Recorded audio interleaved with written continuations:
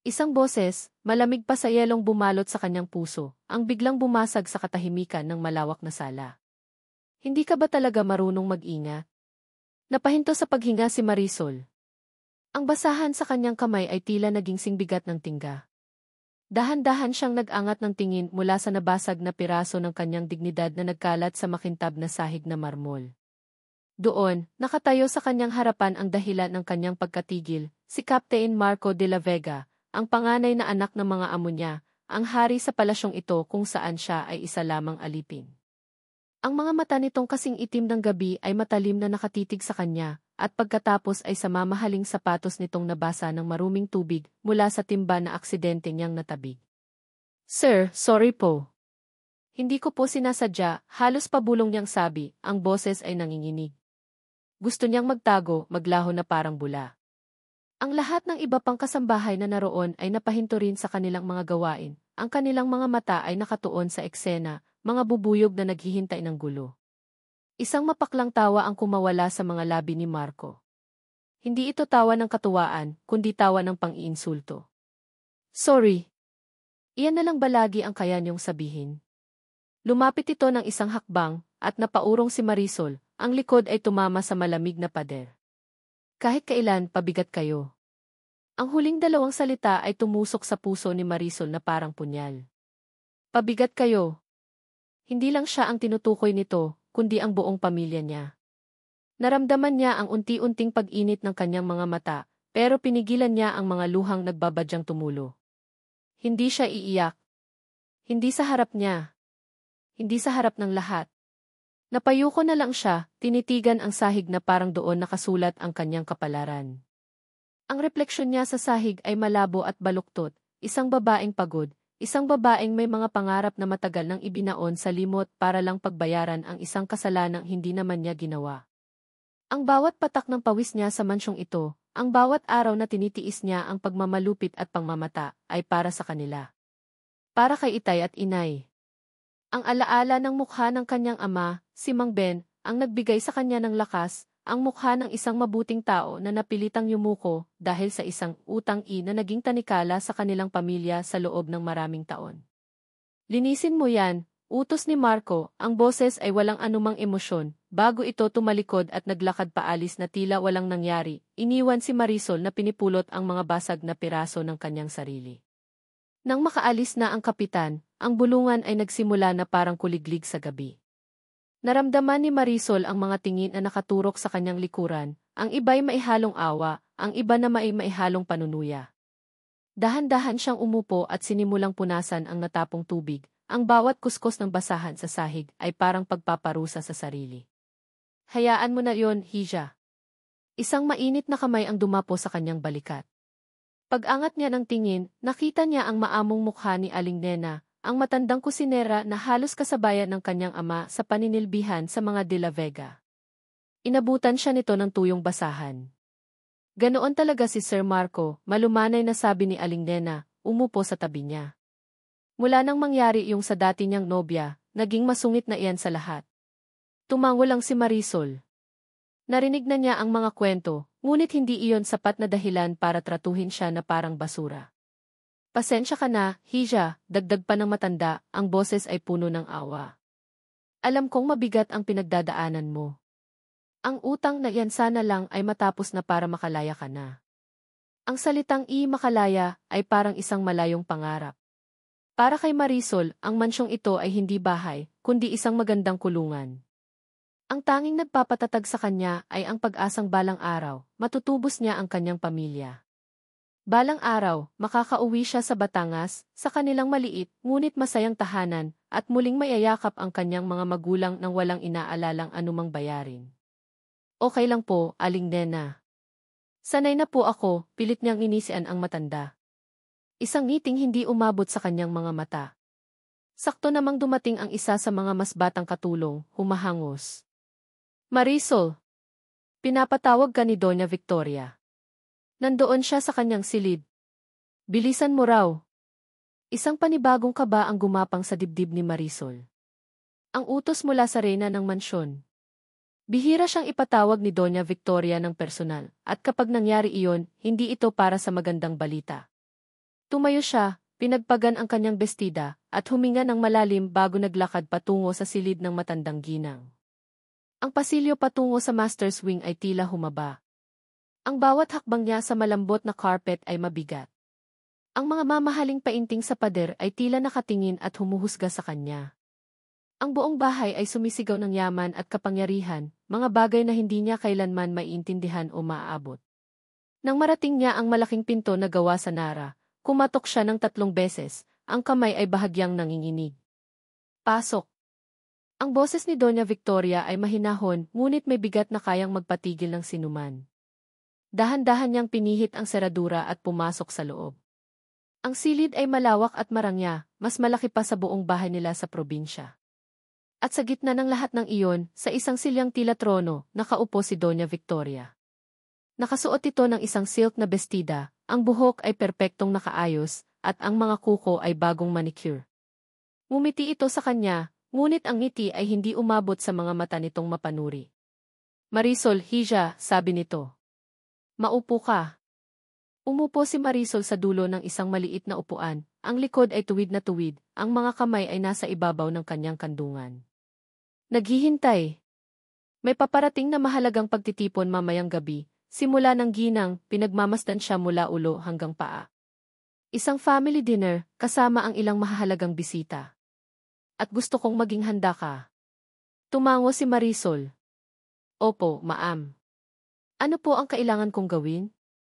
Mag-aayos po ba ako ng mesa o tutulong sa kusina? Isang maliit na tawa ang kumawala kay Doña Victoria. Hindi, Hija. Hindi ka magsisilbi ngayong gabi. Ikaw ay dadalo. Bilang isang bisita. Naguluhan si Marisol. Oh. Pero, Ma'am D. Isuot mo ang pinakamaganda mong damit, pagpapatuloy ng ginang, hindi pinapansin ang kanyang pagkalito. Gusto kong maging presentable ka. Napakahalaga ng gabing ito para sa ating pamilya at para sa iyo. Lalong lumalim ang kaba sa dibdib ni Marisol. Anong ibig sabihin ito?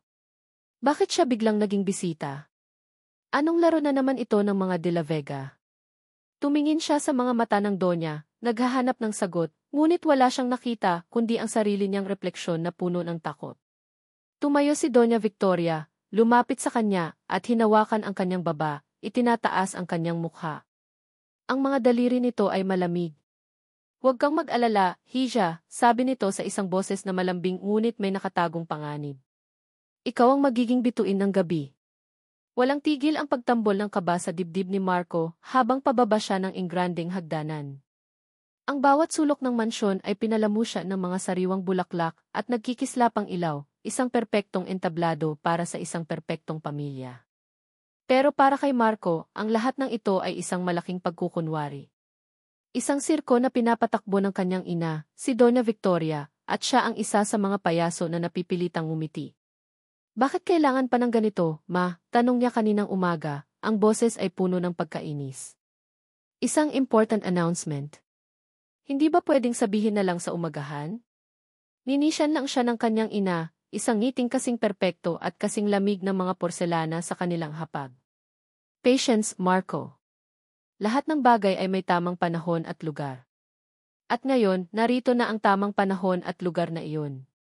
Ang malawak na hardin ay puno ng mga bisitang matataas ang katayuan sa lipunan, mga negosyante, politiko, at mga matatandang mayayaman na ang mga apelyido ay kasing bigat ng ginto. Habang naglalakad siya sa gitna nila, bawat bati at papuri ay parang langgam na gumagapang sa kanyang balat. Lahat ay peke. Lahat ay palabas. Ang kanyang mga mata ay otomatikong hinanap ang isang tao. At doon, sa isang sulok malapit sa fountain, nakita niya ito. Si Marisol. Nakasuot ito ng isang simpleng puting bestida na marahil ay hiniram lang sa isa sa mga mas batang De La Vega. Nakayuko ito, halatang hindi komportable sa kanyang kinatatayuan, tila isang munting ibon na naligaw sa hawla ng mga agila.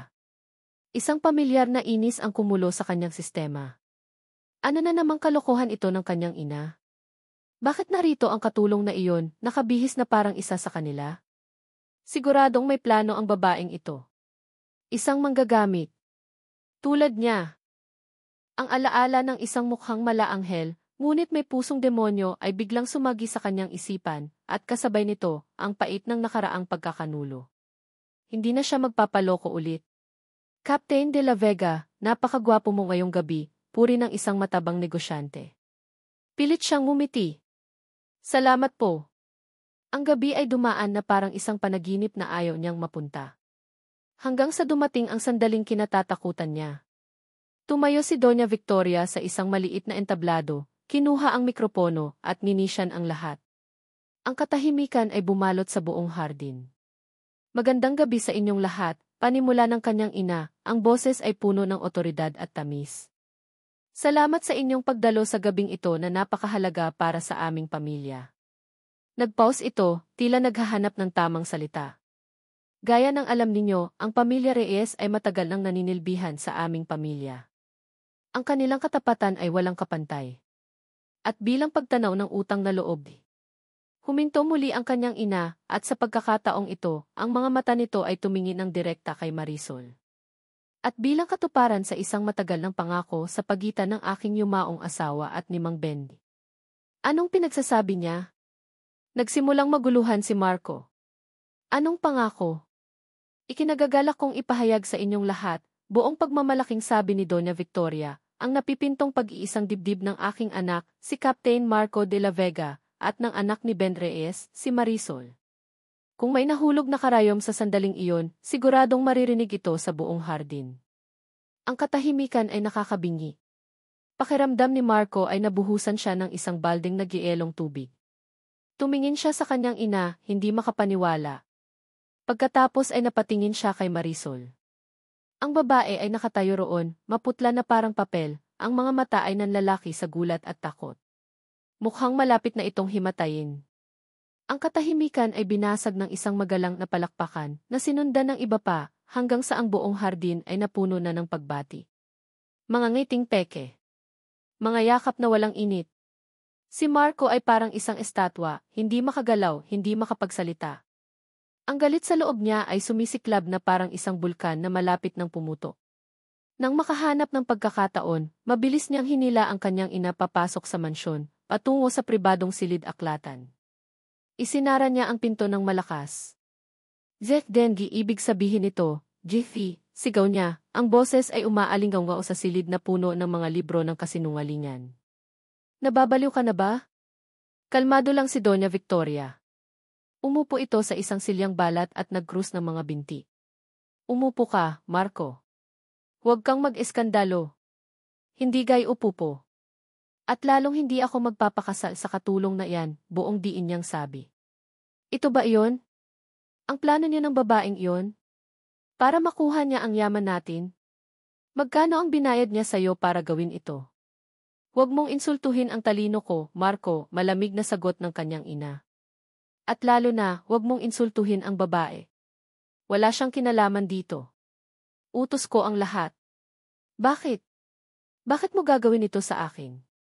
Tumayo si Doña Victoria at lumapit sa kanya, ang mga mata ay nagliliyab. Dahil kailangan.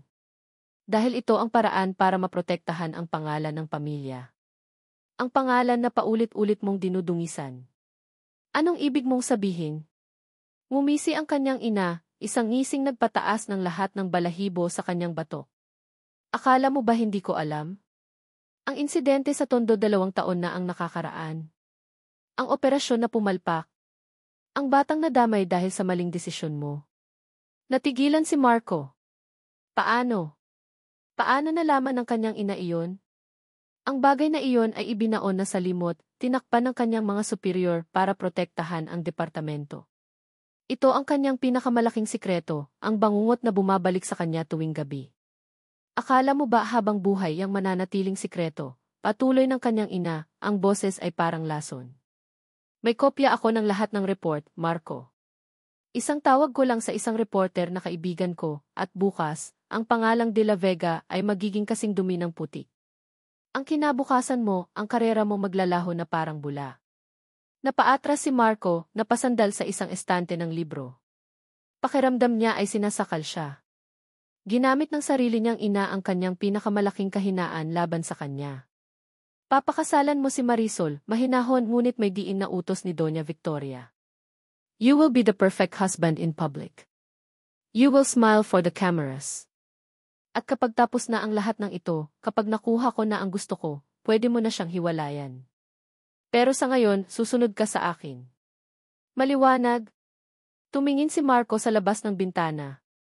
Nakita niya si Marisol na inaalo ni Aling Nena, ang mga balikat nito ay nanginginig sa pag-iyak. Ang babaeng iyon. Ang simbolo ng kanyang pagkatalo. Ang magiging asawa niya. Ang magiging impyerno niya. Isang malamig at mapait na desisyon ang nabuo sa kanyang puso. Tumingin siya sa kanyang ina, ang kanyang mga mata ay walang emosyon, kasing tigas ng bato. Sige, halos pabulong niyang sabi, ang bawat salita ay mailasa ng lason. Papakasalan ko siya. Humakbang siya papalapit sa kanyang ina, ang mukha nila ay ilang pulgada na lang ang pagitan. Ang galit sa kanyang mga mata ay sapat na para sunugin ang buong mansyon. Pero sisiguraduhin kong magiging impyerno ang buhay niya. Walang puting bestida, walang belo at lalong walang bulaklak. Walang martsa ng kasal, walang mga ngiti mula sa pamilya at kaibigan. Ang tanging naroon sa silid-aklatan ng mga De La Vega ay ang nakakabinging katahimikan, isang abogadong mukhang nainip, si Doña Victoria na may matagumpay na ngiti, at si Marco na ang mukha ay mas madilim pa sa pinakamatapang na kape. At si Marisol. Nakatayo siya roon, suot ang parehong bestidang puti na ginamit niya kagabi, ang tanging disenteng damit na meron siya. Pakiramdam niya ay hindi siya ikinakasal, kundi isinasalang sa isang firing squad. Ang bawat tibok ng kanyang puso ay isang sigaw ng pagtutol, ngunit ang kanyang mga labi ay nanatiling tikom. Lagdaan niyo na ito, sabi ng abogado, itinutulak ang marriage contract sa ibabaw ng lamisang gawa sa mahogany. Kinuha ni Doña Victoria ang pluma at iniabot kay Marco. Tinanggap ito ng lalaki na parang isang sandatang ipapaputok sa sarili niyang sentido. Ang kamay nito ay mariin habang nilalagdaan ang papel, ang bawat guhit ng tinta ay parang isang sumpa. Pagkatapos, iniabot nito ang pluma sa kanya, hindi man lang siya tinitingnan sa mata. Nanginginig ang kamay ni Marisol habang inaabot ang pluma. Tumingin siya sa dokumento. Marisol Reyes. At sa tabi nito, ang pangalan na magiging kadena niya. Marco de la Vega. Huminga siya ng malalim, ipinikit ang mga mata, at inalala ang mukha ng kanyang ama at ina. Para sa kanila. Ito ay para sa kanila. Nilagdaan niya ang papel. Ang tunog ng dulo ng pluma sa papel ang siyang naging huling pako sa kanyang kabaong ng kalayaan. Congratulations! You are now officially husband and wife, sabi ng abogado, walang kabuhay-buhay, bago mabilis na iniligpit ang mga dokumento at nagpaalam. Ngayon, Marisol o dapat ko bang sabihin, Ginang de la Vega, sabi ni Doña Victoria, ang bawat salita ay maihalong pang-uyam. Ang silid ni Marco ay silid mo na rin. Iakyat niyo na ang mga gamit niya. Isang utos lang iyon at 2 katulong ang mabilis na kumuha ng nag-iisa at lumanyang maleta. Napayuko na lang si Marisol. Wala man lang sing-sing. Wala man lang kahit isang salitang ibinabati kita. Isa lamang itong transaksyon. At siya ang produktong ipinagbili. Tahimik siyang sumunod kay Marco paakyat sa hagdan. Hindi ito nagsasalita. Hindi siya nililingon. Para siyang anino na nakabuntot sa isang estranghero. Ang silid nito ay nasa dulo ng pasilyo, malawak at napaka-organisado. Amoy lalaki. Amoy ng pabango nitong mamahalin at ng kapangyarihan. Pagkapasok ng mga katulong sa kanyang maleta, mabilis din silang lumabas, tila takot mahuli sa gitna ng namumuong tensyon. Naiwan silang dalawa sa nakakabinging katahimikan. Bago pa man siya makapagsalita, may kinuha si Marco sa drawer nito. Isang rolyo ng masking tape. Naglakad ito sa gitna ng silid at, sa isang nakakainsultong kilos, nagsimulang magdikit ng tape sa sahig na gawa sa kahoy, mula sa pader hanggang sa tapat ng bintana. Hinati nito ang malaking kwarto sa 2. Ayan, sabi ni Marco nang matapos, ang boses ay kasing lamig ng yelo. Itinuro nito ang mas maliit na bahagi kung saan naroon ang isang maliit na sofa at ang kanyang maleta. Iyan ang teritoryo mo. Ang sofa, ang banyo sa labas. Lahat ng gamit ko sa kabilang parte, huwag na huwag mong gagalawin. Huwag na huwag mong tatawirin ang linyang iyan. Tumingin si Marisol sa linya ng tape sa sahig. Isang pisikal na representasyon ng agwat sa pagitan nila. Isang pader na hindi niya kailanman magigiba. Tumango lang siya, walang lakas na makipagtalo. Alam niyang ito na ang simula ng kanyang impyerno. Pumasok si Marco sa banyo sa loob ng silid at isinara ang pinto ng malakas, iniwan siyang mag-isa sa kanyang bagong kulungan. Dahan-dahan siyang umupo sa sofa, ang materyal nito ay magaspang sa kanyang balat. Inilabas niya ang kanyang cellphone, ang tanging pag-aari niyang nag-ugnay sa kanya sa dati niyang buhay. Kailangan niyang tawagan ang mga magulang niya. Kailangan niyang magsinungaling. Lumabas siya ng silid at pumunta sa isang balkonahe, kung saan walang makakarinig sa kanya. Nanginginig ang kanyang mga daliri habang dinadayal ang numero ng kanilang kapitbahay. "Hello?" "Inay," sabi niya nang sagutin ang tawag, pinipilit pasayahin ang kanyang boses. "Marisol, anak. Kumusta ka na dyan? Napatawag ka?" Ang boses ng kanyang ina ay puno ng pananabik at pag-aalala. "Okay lang po ako, Nay. Tumawag lang po ako para magbalita." Huminga siya ng malalim. "Na-promote po ako." Isang malaking kasinungalingan. Naramdaman niya ang pait sa kanyang dila. "Talaga, anak? Naku, salamat sa Diyos." Ang tuwa sa boses ng kanyang ina ay parang mga karayom na tumusok sa puso ni Marisol. "Ang galing-galing mo talaga. Sabi ko na nga ba't may mararating ka. Ano raw ang bago mong trabaho?" Napalunok si Marisol, nag-iisip ng kasunod na kasinungalingan. "Yung personal assistant na po ako ni Doña Victoria. Mas malaki na po ang sahod," sabi niya, habang ang bawat salita ay nag-iiwan ng mapait na lasa sa kanyang bibig. "Kaya wag na po kayong mag-alala masyado dyan. Malapit na po nating mabayaran ang lahat."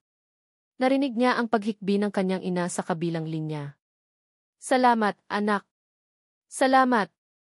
Ang tatay mo, tuwang-tuwa rito. Maipagmamalaki ka namin, Marisol. Basta mag-iingat ka lagi dyan, ha? At huwag mong pababayaan ang sarili mo." "Opo, Nay. Kayo rin po.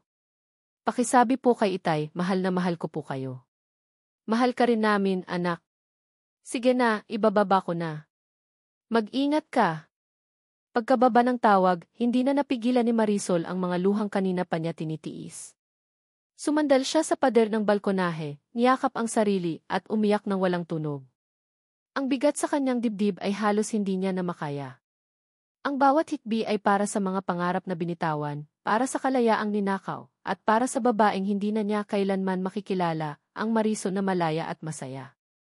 Nang maubos na ang kanyang luha, pinunasan niya ang kanyang mukha at bumalik sa silid. Kadiliman na ang sumalubong sa kanya. Nakapatay na ang lahat ng ilaw maliban sa isang maliit na lamp sa tabi ng kama, kung saan nakahiga si Marco, nakatalikod sa kanya. Dahan-dahan siyang naglakad papunta sa kanyang teritoryo. Kumuha siya ng isang kumot at unan mula sa aparador na inilaan para sa kanya at inayos ang kanyang higaan sa sofa. Humiga siya, nakatalukbong ng kumot, tila ba kayang itago nito ang bigat ng kanyang kalungkutan. Ang silid ay puno ng katahimikan, ngunit ang isip niya ay maingay. Ang bawat segundo ay parang isang oras.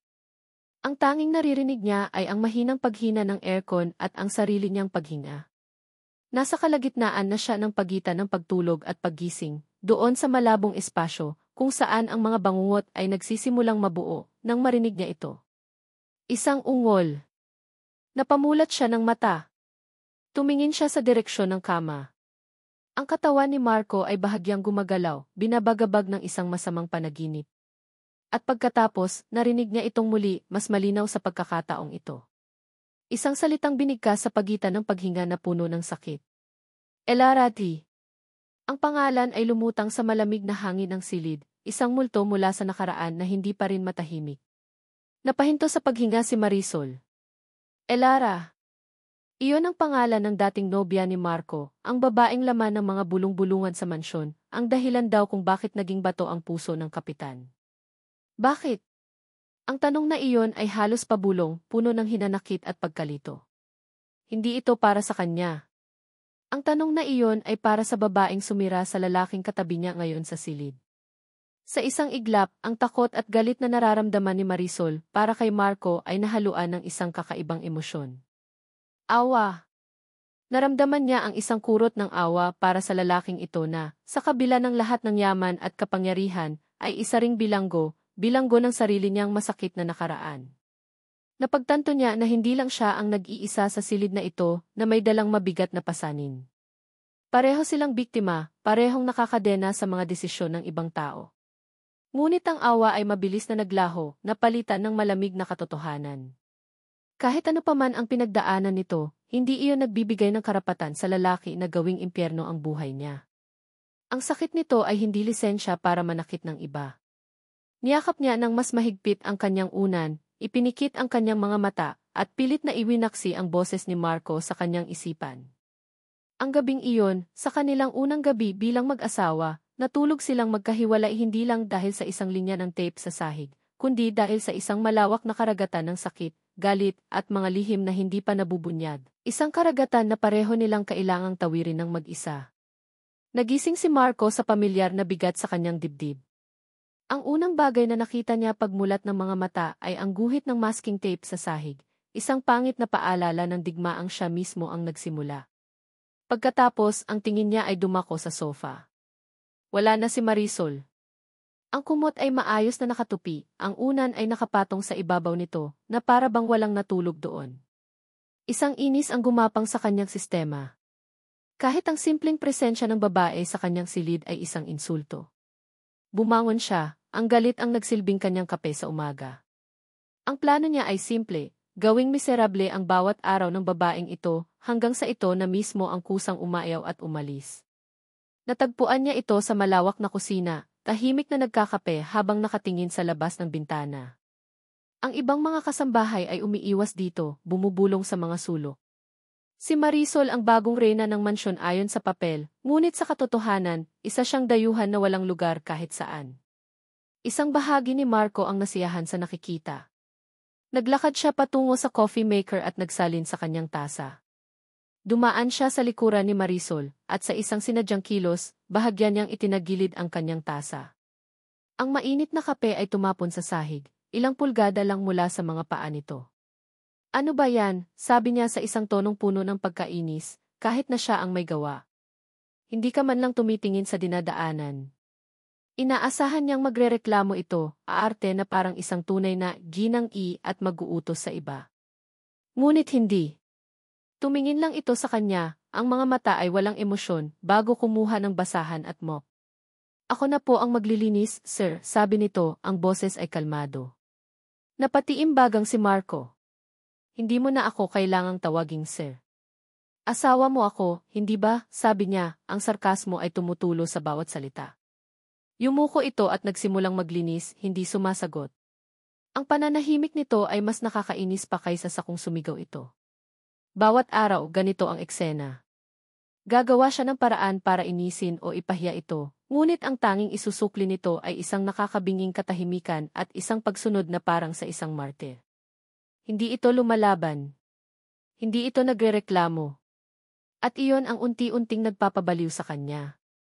Isang hapon, nakita niya itong inaayos ang mga libro sa silid-aklatan. Dalawa sa mga mas batang katulong ang nagbubulungan malapit sa pinto, sapat na para marinig ni Marisol. Akala mo kung sino na, no? Galing sa pagiging katulong, asawa na ngayon ng kapitan. Baka ginayuman niya, te. Tingnan mo, ang ganda ng buhay. Nakita ni Marco ang pagtigil ng mga kamay ni Marisol, ang bahagyang pag-igting ng kanyang mga balikat. Hinintay niya ang pagsabog. Ngunit pagkatapos ng ilang segundo, nagpatuloy lang ito sa pag-aayos ng mga libro na para bang wala itong narinig. Ang dignidad sa pananahimik nito ay isang bagay na hindi niya maintindihan. Bakit hindi ito lumalaban para sa sarili? Ang tunay na pagbabago ay nangyari sa isang hapunan. Gaya ng dati, ang pagkain sa malaking lamesa kasama si Doña Victoria ay parang isang paglilitis. Ang hangin ay mabigat sa tensyon. Narinig ko ang tungkol sa operasyon sa Pier Marco, panimula ng kanyang ina, habang eleganteng hinihiwa ang kanyang steak. Masyado ka raw naging agresibo. Marami sa mga koneksyon natin sa negosyo ang nagreklamo dahil naantala ang kanilang mga kargamento. Napahigpit ang hawak ni Marco sa kanyang kubyertos. Ito na naman. Ang pampublikong pagpapahiya mula sa sarili niyang ina. Ginawa ko lang ang trabaho ko, may intelligence report kami tungkol sa kontrabando. Ang trabaho mo ay protektahan ang interes ng pamilyang ito, matigas na sagot ni Doña Victoria. At ang ginawa mo ay nagdulot ng problema. Handa na si Marco na sumagot ng pabalang ng isang boses ang pumagitna sa kanila. Sigurado po akong may magandang dahilan si Marco, Doña Victoria. Napalingon silang dalawa, pati na ang mga kasambahay na nakatayo sa gilid. Nanggaling ang boses kay Marisol. Nakatingin ito sa kanyang plato, ngunit ang kanyang boses ay matatag. Isa siyang magaling na opisyal, dagdag pa nito, bago muling tumahimik at nagpatuloy sa pagkain na parang wala itong sinabi. Ang buong silid ay natigilan. Si Marco ay natulala. Tumingin siya kay Marisol, hindi makapaniwala sa kanyang narinig. Ang babaeng araw-araw niyang minumura at tinatrato na parang hangin ay bigla na lang siyang ipinagtanggol. Sa harapan ng kanyang ina. Nakita niya ang matalim na tingin ni Doña Victoria kay Marisol, isang tingin na puno ng pagkagulat at babala, bago ito pilit na ngumiti at ibinaling ang usapan sa ibang bagay. Ngunit ang pinsala ay nagawa na. Ang perpektong kontrol ng kanyang ina ay nabasag ng isang simpleng pangungusap mula sa taong hindi nila inaasahan. Pagkatapos ng hapunan, bumalik sila sa kanilang silid sa karaniwang katahimikan. Ngunit ngayon, iba na ang pakiramdam. Ang katahimikan ay hindi na lang dahil sa galit, kundi dahil na rin sa pagkalito. Naupo si Marco sa kanyang kama, habang si Marisol ay umupo sa kanyang sofa sa kabilang panig ng linya at nagbuklat ng isang lumang libro. Pinagmasdan niya ito. Pinagmasdan niya ang babaeng tahimik na nagtitiis sa lahat ng kanyang kalupitan, ngunit may lakas ng loob na ipagtanggol siya sa harap ng taong kinatatakutan ng lahat sa mansyon. Bakit? Tanong niya sa kanyang sarili. Bakit niya ginawa iyon? Anong makukuha niya roon? Sinubukan niyang mag-isip ng isang makasariling dahilan. Siguro, gusto nitong makuha ang loob niya. Siguro, parte ito ng isang mas malaking plano. Ngunit habang tinititigan niya ang payapang mukha nito na nakatutok sa pagbabasa, walang bahid ng pagkukunwari, walang anumang bakas ng panlalamang. Sa unang pagkakataon mula nang magsimula ang bangungot na ito, nakita niya si Marisol hindi bilang isang katulong, hindi bilang isang galamay ng kanyang ina, at hindi bilang isang manggagamit. Nakita niya ito bilang isang babae. Isang babaeng puno ng mga misteryo. Napabuntong hininga siya, ginugulo ang kanyang buhok sa frustrasyon. Ang digmaang sinimulan niya ay hindi nagiging simple. Ang kalaban niya ay hindi sumusunod sa kanyang mga inaasahan. At sa gitna mismo ng kanyang kalituhan, biglang nagring ang kanyang cellphone na nasa ibabaw ng bedside table. Kinuha niya ito, hindi na tiningnan kung sino ang tumatawag. Hello? Isang boses mula sa nakaraan ang sumagot. Isang boses na parang pinaghalong pulot at lason. Isang boses na minsan niyang minahal at kinamuhian ng sabay. Marco, darling. I'm back.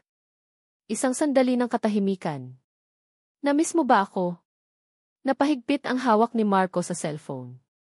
Ang pangalang lumitaw sa screen ay tila sinusunog ang kanyang mga mata, Elara. Hindi pa man sumisikat ang araw kinabukasan, ang balita ay kumalat na sa buong mansyon na parang apoy sa tuyong damo. Si Elara Sandoval ay nagbabalik. Ang pangalan pa lang ay sapat na para magdulot ng bulong-bulungan sa mga kasambahay at isang pamilyar na kaba sa dibdib ni Marisol. Narinig niya ang pag-uusap ni Marco at Elara kagabi. Kahit na nasa kabilang panig siya ng silid, ang boses ni Marco, kahit mahina, ay puno ng tensyon at galit na hindi maitago. Hindi niya narinig ang mga eksaktong salita, ngunit narinig niya ang tono, isang tono na nagpapatunay na ang sugat na iniwan ni Elara ay sariwa pa rin. At ngayon, ang multo ng nakaraan ay magkakaroon na ng katawan. Bandang 10:00 ng umaga, isang mamahaling itim na kotse ang pumarada sa harap ng mansyon. Si Marisol, na nagdidilig ng mga halaman malapit sa pinto, ay napahinto. Bumukas ang pinto ng kotse at lumabas ang isang babae. Si Elara Sandoval.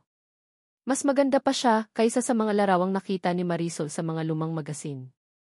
Ang buhok nito ay itim at alon-alon, ang katawan ay perpekto sa suot nitong pulang bestida na sumisigaw ng yaman. Ang bawat kilos nito ay puno ng kumpiyansa, na para bang pag-aari nito ang mundong kanyang ginagalawan. Naglakad ito papasok ng mansyon na parang isang reynang nagbabalik sa kanyang palasyo. At ang unang taong sumalubong dito ay si Doña Victoria, na may malawak na ngiti sa mga labi.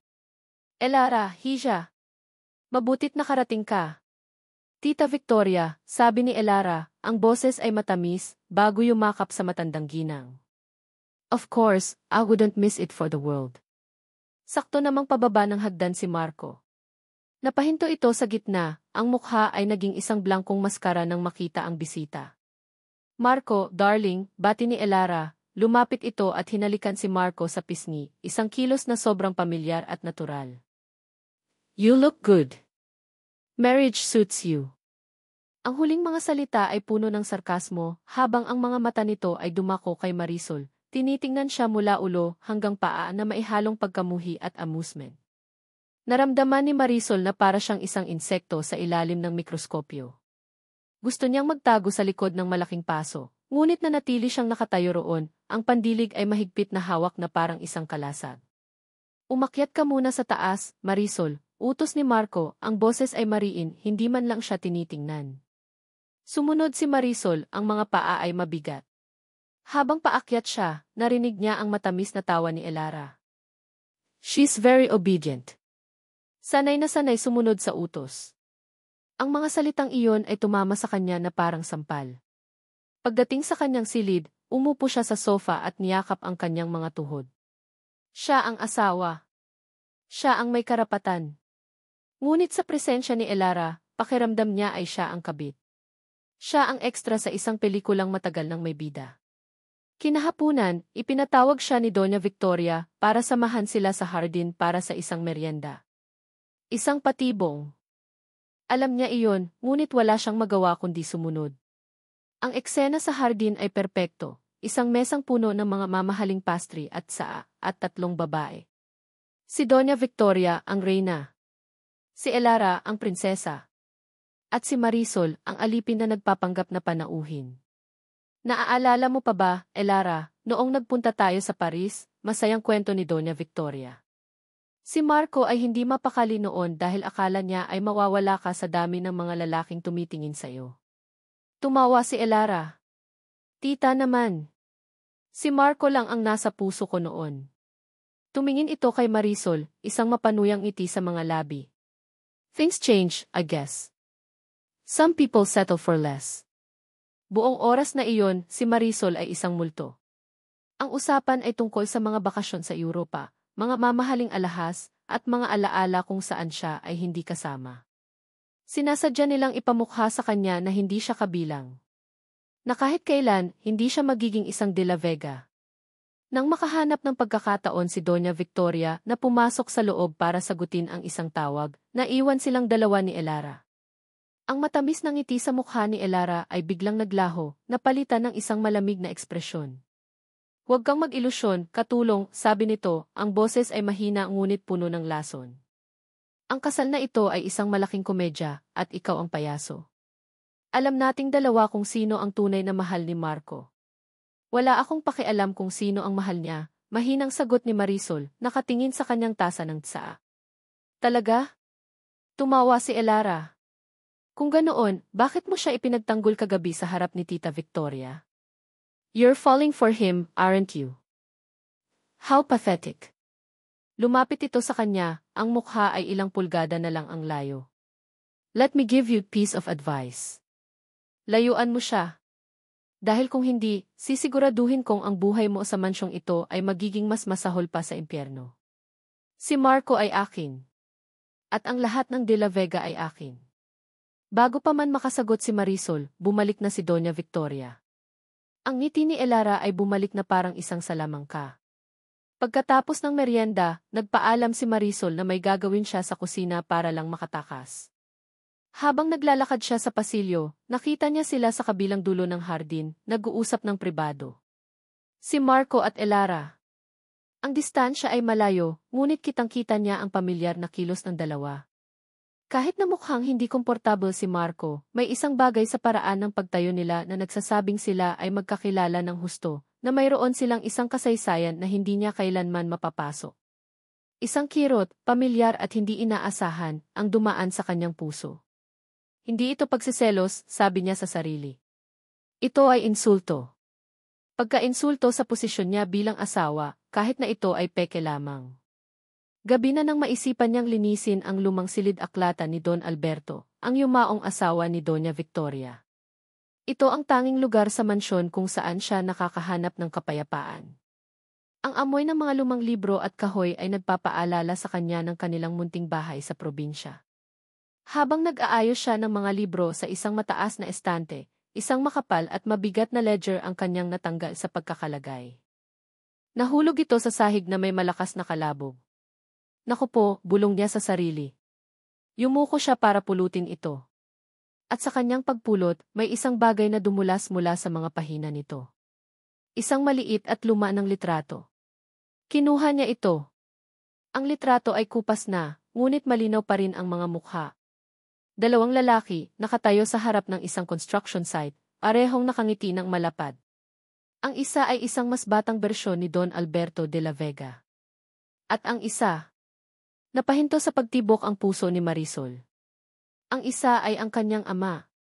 Si Mang Ben, na mukhang mas bata at mas masaya, nakatayo sa tabi ng kanyang amo, hindi bilang isang driver, kundi bilang isang kaibigan. Nakatayo si Marco sa may bintana ng kanyang silid, nakatanaw sa kadiliman ng gabi. Ang presensya ni Elara sa mansyon ay parang isang lason na unti-unting kumakalat sa hangin, nagpapaalala sa kanya ng lahat ng sakit at pagkakanulo na pilit niyang ibinabaon sa limot. Ang pagtatanggol sa kanya ni Marisol noong nakaraang gabi, ang kakaibang pakiramdam na umusbong sa kanya, ay biglang natabunan ng pamilyar na pait at pagdududa. Lahat sila pare-pareho lang. Mga babaeng mayroong tinatagong motibo. Narinig niya ang pagbukas ng pinto. Pumasok si Marisol, ang mukha ay seryoso, ang mga mata ay may kakaibang kislap. May hawak itong isang luma at makapal na libro. Agad na umakyat ang dugo sa ulo ni Marco. Saan mo nakuha yan? Tanong niya, ang boses ay malamig at puno ng akusasyon. Lumapit siya rito, ang bawat hakbang ay mabigat. Napaurong si Marisol, mahigpit ang hawak sa libro na parabang ito ang pinakamahalagang bagay sa mundo. Sa lumang library po ni Don Alberto. Nahulog lang po ito. At kinuha mo. Ganyan ka na ba kadesperada na maghanap ng bagay na pwede mong ibenta? Ang mga salita ay lumabas sa bibig niya bago pa man niya mapigilan. Nakita niya ang sakit sa mga mata ni Marisol, ngunit hindi ito napalitan ng takot.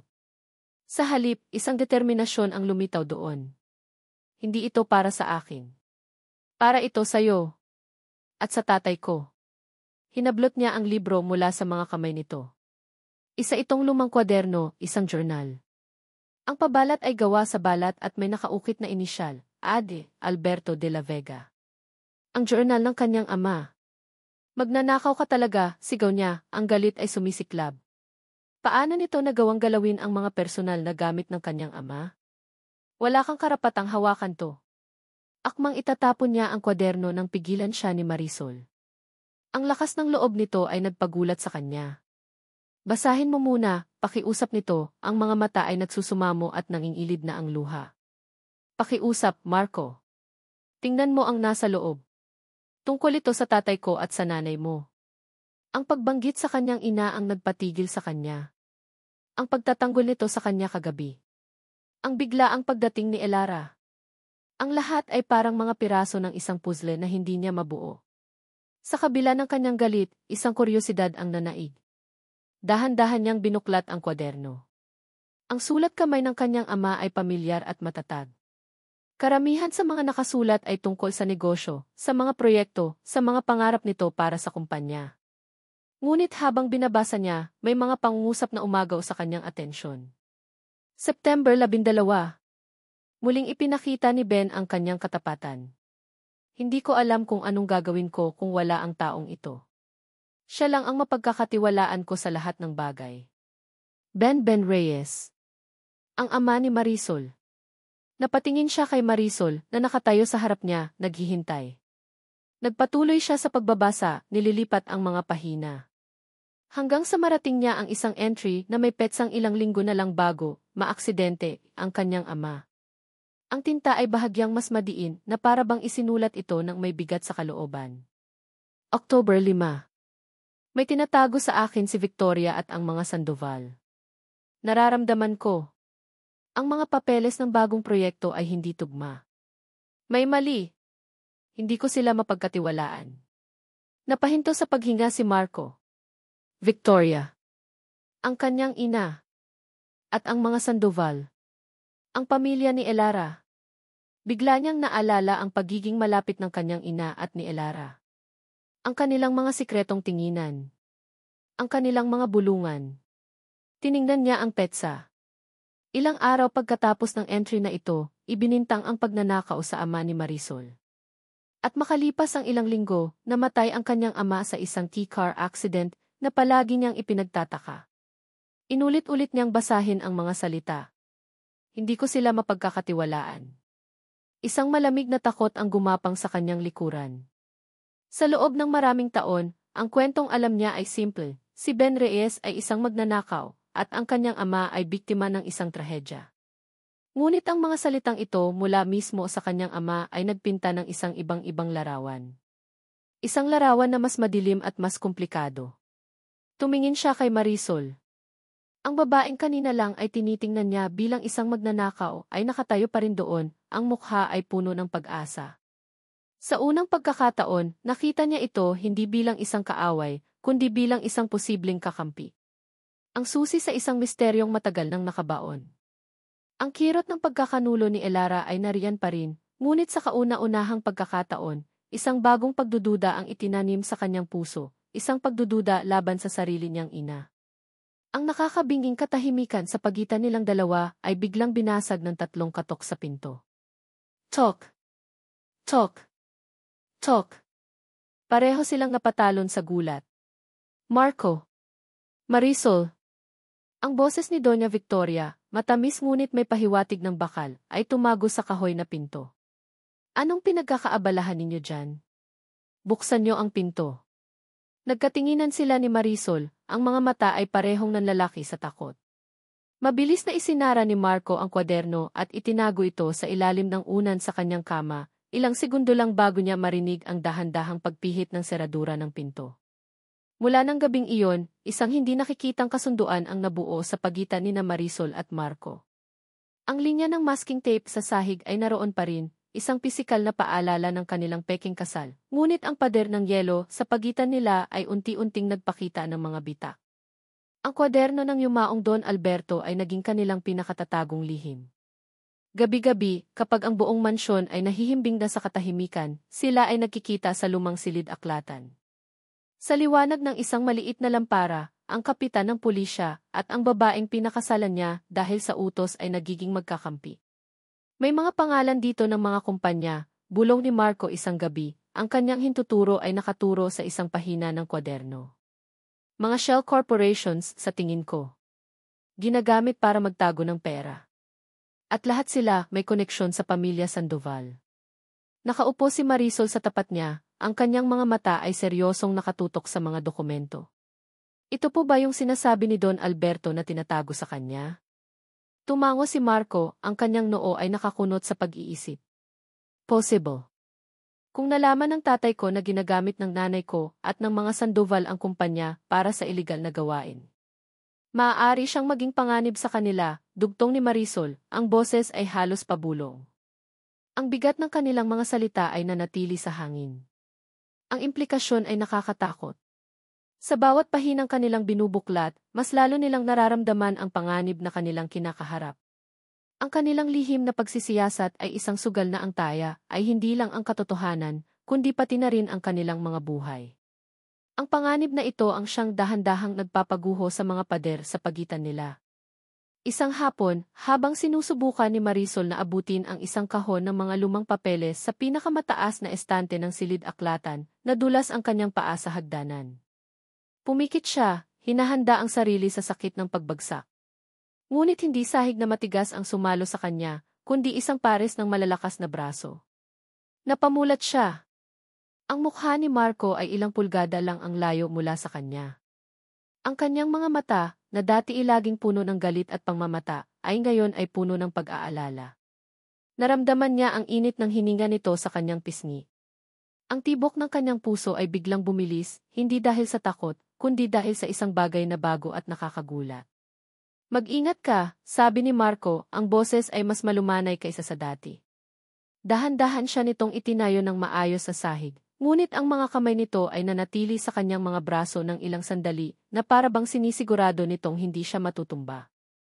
Salamat, nautal niyang sabi, at mabilis na umiwas ng tingin, naramdaman ang pag-init ng kanyang mga pisngi. Binitawan siya ni Marco at isang awkward na katahimikan ang namagitan sa kanila.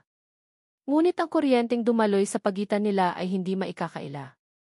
Sa pagdaan ng mga araw, ang mga maliliit na insidenteng tulad nito ay nagsimulang maging mas madalas. Isang gabi, habang nag-uusap sila, aksidenteng nasugatan ni Marisol ang kanyang daliri sa gilid ng isang lumang papel. Aray, mahina niyang daing. Agad na lumapit si Marco. Patingin. Kinuha nito ang kanyang kamay ng may pag-iingat na hindi niya inaasahan. Ang sugat ay maliit lang, ngunit dumudugo. Sandali, sabi nito at umalis. Bumalik ito na may dalang isang maliit na first aid kit. Umupo ito sa tabi niya, at sa ilalim ng maliwanag na ilaw ng buwan na tumatago sa bintana, ginamot nito ang kanyang sugat. Ang pagdampi ng mga daliri nito sa kanyang balat ay magaan at maingat. Ang pagiging malapit nila ay nakakapanibago. Habang nilalagyan nito ng band-aid ang kanyang daliri, hindi napigilan ni Marisol na pagmasdan ang mukha nito. Wala na ang kunot sa noo, wala na ang tigas ng panga. Sa sandaling iyon, hindi ito si Captain de la Vega, ang tagapagmana ng isang imperyo. Siya ay si Marco lang, isang lalaking nag-aalala. Bakit mo ito ginagawa, Marisol? Biglang tanong ni Marco, hindi inaalis ang tingin sa kanyang kamay. Bakit mo ako tinutulungan? Pwede mo namang hayaan na lang ako. Pwede ka nang umalis? Tumingin si Marisol sa kanilang mga kamay na magkadikit.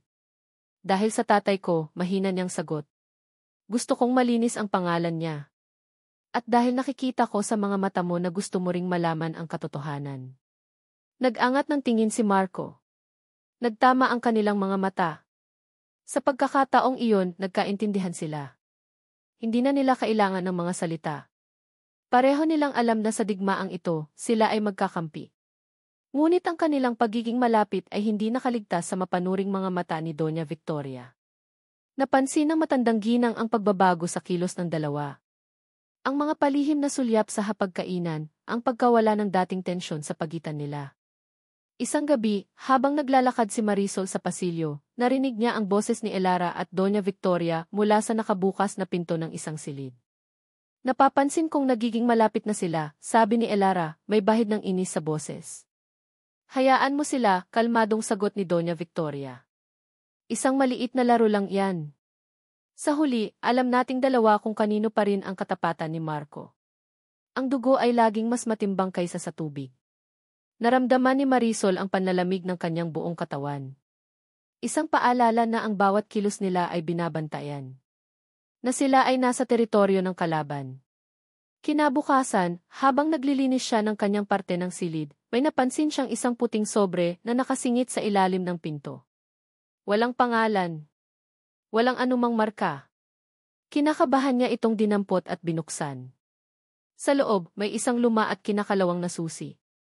At sa ilalim nito, isang kapirasong papel na may nakasulat na mga salita na tila isinulat ng nanginginig. Ang sagot ay nasa lugar na kinalimutan na. Mahigpit niyang hinawakan ang susi at ang papel. Ang puso niya ay kumakabog ng mabilis. Isa itong mensahe. Isa itong palatandaan. Ngunit kanino galing? At ano ang ibig sabihin nito? Itinago niya ito sa kanyang bulsa, alam na kailangan niyang ipakita ito kay Marco. Ito na marahil ang susunod na piraso ng puzzle na kanilang hinahanap. Ang lumang susi ay naging bagong sentro ng kanilang lihim na pagsisiyasat. Gabi-gabi, sinusubukan nilang hulaan kung ano ang ibig sabihin ng mensahe. Ang sagot ay nasa lugar na kinalimutan na. Ang mansyon ay puno ng mga nakalimutang lugar, ngunit wala silang mahanap na pinto o kahon na pinagkakasyahan ng susi. Ang kanilang pagiging abala ay hindi nakaligtas sa mga mata ni Elara at Doña Victoria. Alam nilang kailangan na nilang kumilos. Kailangan nilang sirain ang nabubuong tiwala sa pagitan ni Marco at Marisol bago pa man ito tuluyang mamulaklak. At alam ni Elara kung saan ang pinakamalaking kahinaan ni Marco, ang sugat ng nakaraang pagkakanulo. Isang hapon, habang si Marco ay nasa kanyang opisina sa presinto, tumawag si Elara. Marco, I need to see you. It's urgent, sabi nito, ang boses ay puno ng peking pag-aalala. It's about your wife. Sa kabila ng kanyang pag-aalinlangan, pumayag si Marco na makipagkita sa isang tahimik na coffee shop. Doon, inilahad ni Elara ang kanyang patibong. I'm so sorry, Marco. Ayaw ko sanang makialam, pero kaibigan mo ako. Panimula nito, ang mga mata ay puno ng pagkukunwari. Inilapag nito ang kanyang cellphone sa mesa. Tingnan mo. Sa screen, mayroong isang thread ng mga text messages. Ang pangalan sa itaas ay Marisol Reyes. Ang mga mensahe ay malinaw. Marisol, ano na? Kailan mo ibibigay ang pera? Unknown number, kapag nakuha ko na ang impormasyon tungkol sa mga Sandoval. Ibigay mo sa akin ang lahat ng nalalaman ni Marco. Marisol, CJ. 5 milyon. Iyon ang presyo para sa katahimikan ko at sa mga sikreto ng mga De La Vega. Nanigas si Marco sa kanyang kinaupuan. Ang hangin ay tila naubos sa kanyang baga. Tinitigan niya ang mga mensahe, binabasa ang mga ito ng paulit-ulit, umaasang magbabago ang mga salita. Ngunit hindi. Kinausap niya ako, Marco, pagsisinungaling ni Elara. Sinabi niya sa akin na gagamitin niya ang lahat ng nalalaman mo laban sa pamilya natin kapalit ng pera. She's trying to sell your family's secrets to our rivals. Ang bawat salita ni Elara ay isang patak ng laso na muling bumuhay sa kanyang mga lumang demonyo. Ang alaala ng pagkakanulo, ang sakit ng pagiging isang tanga sa pag-ibig, ang lahat ay bumalik ng sabay-sabay. Ang mga gabi nila ni Marisol sa library, ang kanilang mga palihim na usapan, ang mga sandali ng pagiging malapit, lahat ngayon ay mukhang isang malaking kasinungalingan. Isa itong plano.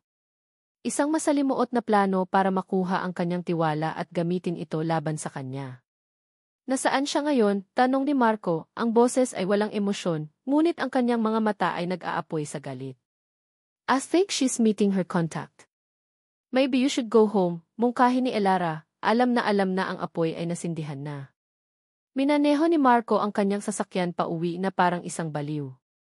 Ang kalsada sa harap niya ay malabo, natatabunan ng kanyang galit. Pagdating niya sa mansyon, sinalubong siya ng kanyang ina sa may pinto, ang mukha ay puno ng peking pag-aalala. Marco, anak, anong nangyari? Sinasabi ko na sayo, anak, sabi ni Doña Victoria, hinahaplos ang kanyang braso. Lahat sila pare-pareho lang. Pera lang ang habol sa atin. Ang mga salita ng kanyang ina ang huling pako. Ang kanyang pagdududa ay naging isang matibay na paniniwala. Si Marisol ay isang manloloko. Isang ahas. Isang manggagamit. Umakyat siya sa kanilang silid, ang bawat hakbang ay mabigat sa galit. Naabutan niya si Marisol doon, inaayos ang ilang damit.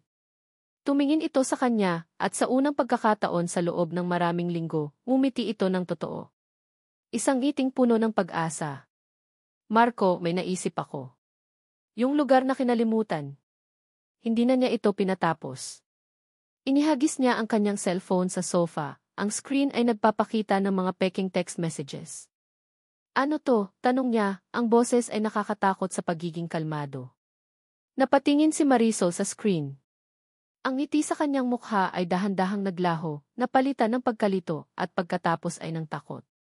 Ano hindi akin yan? Hindi ako di. Huwag ay diin ang magsinungaling, sigaw ni Marco, ang kanyang kontrol ay tuluyan ng nawala. 5 milyon, Marisol. Ganoon ba kababa ang halaga ng tiwala ko?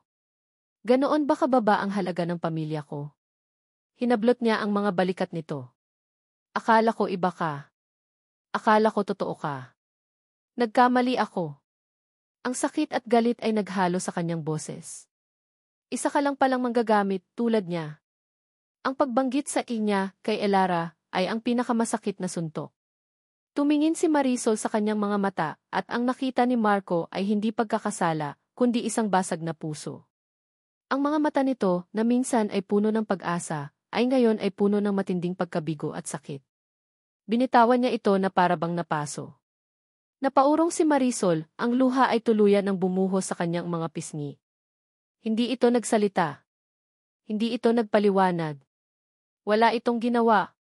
Dahan-dahan lang itong tumalikod, kinuha ang luma nitong maleta, at sinimulang ilagay ang ilang damit na pag-aari nito. Anong ginagawa mo? Tanong niya, kahit alam na niya ang sagot. Ang sabi mo, gawing miserable ang buhay ko hanggang sa ako na ang kusang umalis, sabi nito, ang boses ay basag ngunit matatag, hindi siya nililingon. Congratulations, Captain. Nanalo ka na. Pagkatapos noon, tumalikod ito at lumabas ng silid, dala ang kanyang maleta, iniwan ang isang nakakabinging katahimikan. Naiwan si Marco na nakatayo sa gitna ng silid, nanginginig sa galit at sakit. Pakiramdam niya ay nanalo siya sa isang laban, ngunit ang pakiramdam ay hindi tagumpay, kundi isang malalim at nakakabinging pagkatalo.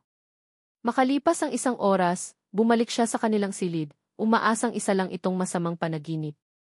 Ngunit ang katotohanan ay mas masakit. Ang parte ng silid na dating teritoryo ni Marisol ay blanko na. Walang damit sa aparador. Walang libro sa tabi ng sofa. Wala na ang lahat. At sa ibabaw ng kanyang kama, kung saan niya itinago ang kwaderno ng kanyang ama, may dalawang bagay na iniwan si Marisol. Ang mura nilang singsing pangkasal. At ang lumat kinakalawang na susi. Ang katahimikan sa mansyon ay naging isang pisikal na bagay, isang mabigat na kumot na bumabalot kay Marco sa bawat oras ng kanyang paggising. Ang pag-alis ni Marisol ay hindi nagdulot ng kapayapaan, gaya ng inasahan niya. Sa halip, nag-iwan ito ng isang butas na mas malaki at mas malalim kaysa sa inaakala niya. Ang bawat sulok ng kanyang silid, ng buong bahay, ay may anino nito, isang paalala ng babaeng tahimik niyang sinaktan at itinaboy. Sinubukan niyang punan ang katahimikan ng trabaho. Nagbabad siya sa opisina, tinambakan ang sarili ng mga kaso, ngunit pag-uwi niya sa gabi, ang blankong espasyo sa sofa at ang hindi nagagalaw na linya ng tape sa sahig ay sumasalubong sa kanya, isang tahimik na akusasyon. Ang mga peking text messages sa kanyang telepono na minsang naging matibay na ebidensya ay ngayon ay parang isang desperadong kasinungalingan na pilit niyang pinaniniwalaan. Isang gabi, habang nakaupo sa dilim ng kanyang silid, ang kanyang mga mata ay napako sa bedside table. Naroon pa rin ang dalawang bagay na iniwan ni Marisol na hindi niya magawang itapon o itago. Ang singsing at ang susi. Kinuha niya ang mga ito. Ang singsing ay simple at mura, isang bagay na hindi pag-interesa ng isang taong pera lang ang habol. At ang susi, kinakalawang at luma, ang tanging pag-asa na minsan nilang pinagsaluhan. Bakit niya ibabalik ang mga ito kung siya ay isang traidor? Ang tanong ay paulit-ulit na umalinggaw sa kanyang isipan, isang matulis na tinik na unti-unting tumutusok sa pader ng galit na kanyang itinayo. Tinitigan niya ang susi. Ang logo nito, ang hugis ng isang puno ng pino sa loob ng isang bilog. Pamilyar. Saan niya ito nakita? Ipinikit niya ang kanyang mga mata at pilit na hinalungkat ang kanyang mga alaala, pabalik sa panahon bago pa ang lahat ng pait, bago pa si Elara. At pagkatapos, isang imahe ang biglang lumitaw. Isang maliit na bahay na kahoy. Ang amoy ng basang lupa. Ang malamig na simoy ng hangin. Siya at ang kanyang ama, nakaupo sa isang duyan, nakatanaw sa lunti ang tanawin. Ang rest house nila sa Tagaytay. At ang logo iyon ang logo ng luma at abandonado ng resort na katabi nito, isang lugar na kinalimutan na ng panahon. Ang sagot ay nasa lugar na kinalimutan na. Isang kuryente ang dumaloy sa kanyang buong katawan. Isang halo ng takot at desperadong pag-asa. Ito na iyon. Tumayo siya, ang desisyon ay buo na sa kanyang isipan. Kinuha niya ang susi, ang kwaderno ng kanyang ama, at ang susi ng kanyang sasakyan. Walang lingon likod, walang paalam. Ang tanging mahalaga ay ang katotohanan. Ang biyahe papuntang Tagaytay sa kalaliman ng gabi ay isang karera, laban sa oras at sa sarili niyang mga demonyo. Ang mga salitang binitiwan niya kay Marisol ay umuulit sa kanyang isipan, isa ka lang palang manggagamit, tulad niya. Bawat isa ay isang sampal sa kanyang sariling mukha. Narating niya ang abandonadong rest house. Ang gate ay kinakalawang at ang mga damo ay halos kasing taas na niya. Ang lugar ay balot sa hiwaga at kalungkutan. Pumasok siya, ang liwanag mula sa kanyang cellphone ang tanging nagsisilbing gabay. Ang hangin sa loob ay mabigat sa alikabok at mga alaala. Ang mga muebles ay nababalutan ng puting tela, mga multo ng isang masayang pamilya na matagal nang naglaho. Ang kanyang misyon ay malinaw. Hanapin ang kandado. Nagsimula siya sa mga aparador, sa mga lumang bowl, sa bawat sulok na posibleng pinagtaguan. Ngunit wala. Ang pagkadismaya ay nagsimulang gumapang sa kanya. Paano kung nagkamali siya? Paano kung isa lang itong walang kwentang susi? Nang malapit na siyang sumuko, napaupo siya sa gilid ng lumang kama ng kanyang ama. Sa kanyang pag-upo, ang kanyang paa ay tumama sa isang bahagi ng sahig na gawa sa kahoy na gumawa ng isang kakaibang tunog, isang tunog na hungkag. Lumuhod siya at kinapa ang sahig. Nakita niya ito, isang halos hindi mahahalata na guhit, isang secret compartment na perpektong nakatago. Sa gilid nito, isang maliit at halos natatabunan na ng alikabok na keyhole. Ang puso ni Marco ay kumakabog ng napakabilis. Nanginginig ang kanyang mga kamay habang dahan-dahang isinusuot ang susi sa butas. Pumasok ito ng perpekto na tila naghihintay lang ito sa kanya sa loob ng maraming taon. Huminga siya ng malalim at pinihit ito. Isang mahinang tik-click na sinundan ng tunog ng paggalaw ng mga lumang mekanismo ang bumasag sa nakakabinging katahimikan ng bahay. Dahan-dahan niyang itinaas ang takip na gawa sa kahoy. Sa ilalim, mayroong isang espasyong sapat lang ang laki para sa isang maliit na metal box. Kinakalawang na ito sa gilid, isang testamento ng mahabang panahong itinago ito sa dilim.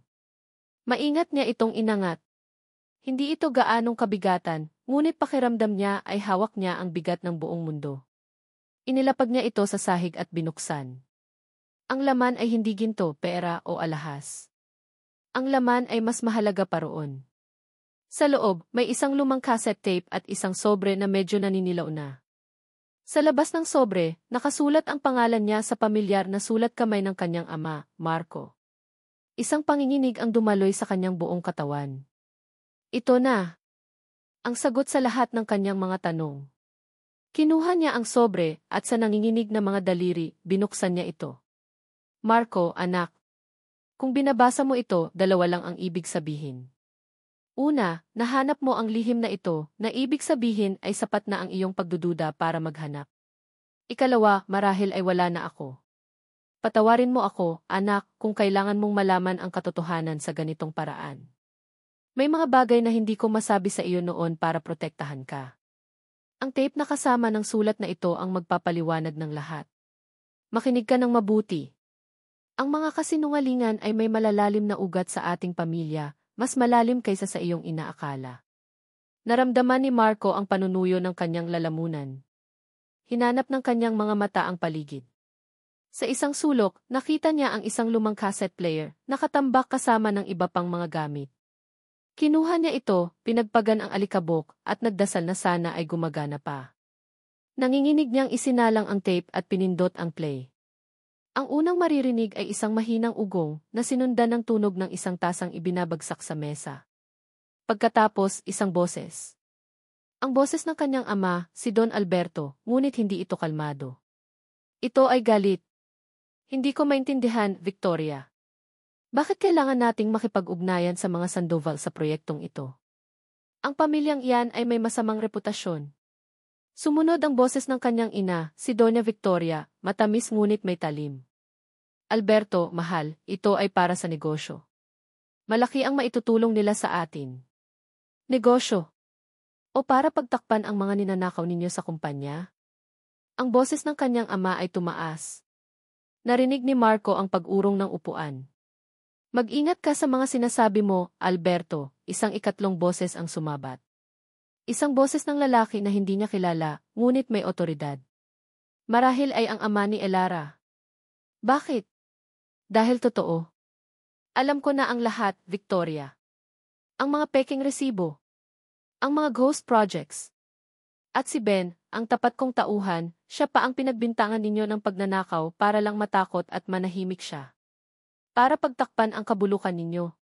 Isang malakas na sampal ang narinig ni Marco na sinundan ng katahimikan. Huwag mo kaming susubukan, Alberto, banta ng kanyang ina, ang boses ay malamig na parang yelo. Hindi mo alam kung ano ang kaya naming gawin para protektahan ang pamilyang ito. Ang tape ay biglang naputol. Nakatulala si Marco, hawak ang player. Ang hangin ay tila naubos sa kanyang baga. Ang bawat salita sa recording ay isang punyal na bumaon ng malalim sa kanyang puso. Ang iutangki ng pamilya Reyes isang kasinungalingan. Ang pagnanakaw isang gawa-gawang kwento para pagtakpan ang isang mas malaking krimen. Ang kanyang ina ang kanyang sariling ina. Ang imahe ni Marisol na buong tapang na nagsasabing gusto niyang linisin ang pangalan ng kanyang ama ay bumalik sa kanya. Ang mga peking text messages na ipinakita ni Elara. Ang lahat ay isang malaki at masalimuot na patibong.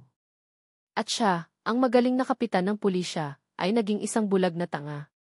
Nahulog siya sa bitag, hindi dahil sa ebidensya, kundi dahil sa sarili niyang mga demonyo at sa laso ng nakaraan. Isang matinding pagsisisi, mas malala pa sa kahit anong sakit na naramdaman niya, ang bumalot sa kanya. Napayukom ang kanyang mga kamao. Ang galit niya ay hindi na para kay Marisol, kundi para sa kanyang sarili, at para sa mga taong nagsinungaling sa kanya sa buong buhay niya. Tumingin siyang muli sa sulat ng kanyang ama. Mayroon pa palang nakasulat sa likod. Kung binabasa mo ito, Marco, ibig sabihin ay nagduda ka na. Magtiwala ka sa puso mo, hindi sa pangalan natin. At hanapin mo si Ben Reyes. Siya lang ang nakakaalam ng buong katotohanan. Kinuha ni Marco ang kanyang cellphone. Oras na para harapin ang katotohanan. Oras na para itama ang kanyang mga pagkakamali. At mayroon lang siyang isang lugar na kailangang puntahan. Ang amoy ng lupa at sariwang hangin ng Batangas ang unang sumalubong kay Marisol pagbaba niya ng bus. Ito ang amoy ng kanyang tahanan. Isang amoy na halos nakalimutan na niya sa loob ng malamig at artipisyal na mansyon ng mga De La Vega. Bawat hakbang niya sa pamilyar na daan patungo sa kanilang maliit na bahay ay mabigat, hindi dahil sa pagod, kundi dahil sa bigat ng katotohanang dala-dala niya. Naabutan niya ang kanyang mga magulang sa kanilang munting hardin. Si Aling Lita ay nagdidilig ng mga gulay, habang si Mang Ben ay nag-aayos ng isang sirang bakod. Pagkakita sa kanya, ang mukha ng kanyang ina ay nagliwanag. Marisol! Anak! Umuwi ka, masayang bati nito, mabilis siyang niyakap. Bakit hindi ka man lang nagsabi? Ngunit si Mang Ben ay nanatiling tahimik, pinagmamasdan siya. Nakita nito ang lungkot sa kanyang mga mata, ang bigat sa kanyang mga balikat. Alam nitong may mali. Halika, anak, pumasok tayo.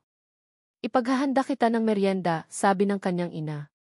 Sa loob ng kanilang maliit ngunit maaliwalas na sala, umupo silang tatlo. Ang katahimikan ay puno ng mga tanong na hindi masabi. Sa wakas, huminga ng malalim si Marisol. Oras na. Inay, itay. Kailangan niyo pong malaman ang lahat, panimula niya, ang boses ay nanginginig. At nagsimula siyang magkwento. Isinalaysay niya ang lahat, walang labis, walang kulang. Ang utos ni Doña Victoria. Ang peking kasal. Ang pagmamalupit ni Marco. Ang mga panlalait ni Elara. Ang pagkatukla sa kwaderno ni Don Alberto. At ang huling patibong na tuluyang sumira sa lahat. Habang nagsasalita siya, ang mukha ng kanyang ina ay napuno ng luha at pag-aalala. Ngunit si Mang Ben ay nakatitig lang sa sahig, ang mga kamao ay nakakuyom, ang mga balikat ay nanginginig. Nang matapos si Marisol, si Mang Ben ay napayuko, at isang malakas na hikbi ang kumawala mula sa kanyang dibdib.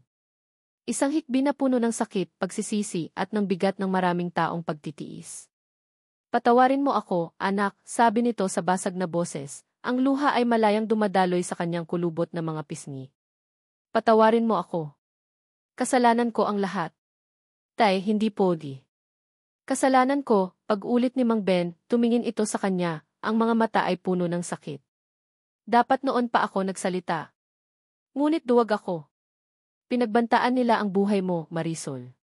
Sinabi ni Doña Victoria na kapag nagsalita ako, sisiguraduhin niyang hindi ka nasisikatan ng araw. Kaya tiniis ko.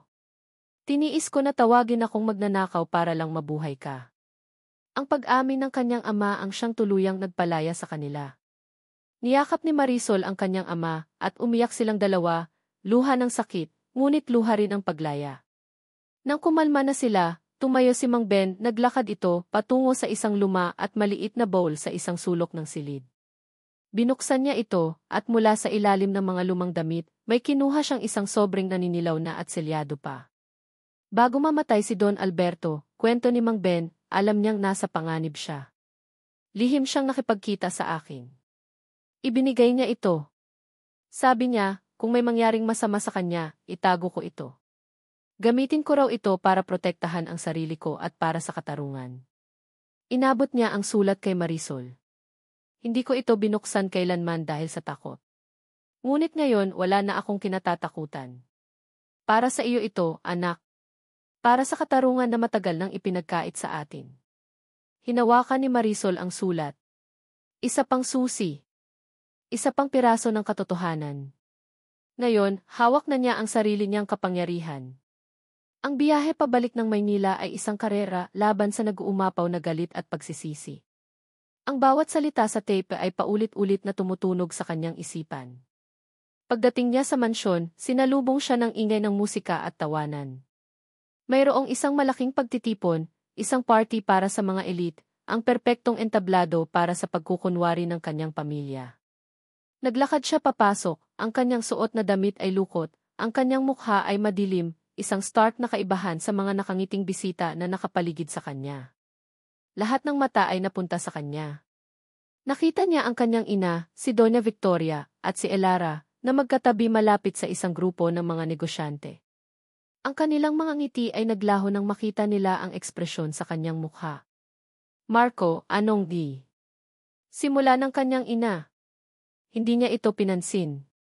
Naglakad siya ng diretso patungo sa sound system, inalis ang nagpapatugtog na musika, at ikinonekta ang isang maliit na digital recorder kung saan niya inilipat ang laman ng cassette tape. Isang nakakabinging katahimikan ang bumalot sa buong hardin. Magandang gabi sa inyong lahat, sabi ni Marco, ang kanyang boses ay malamig at malinaw, pinalakas ng mikropono. Bago tayo magpatuloy sa pagdiriwang na ito na puno ng kasinungalingan, mayroon lang akong isang bagay na gusto kong iparinig sa inyo.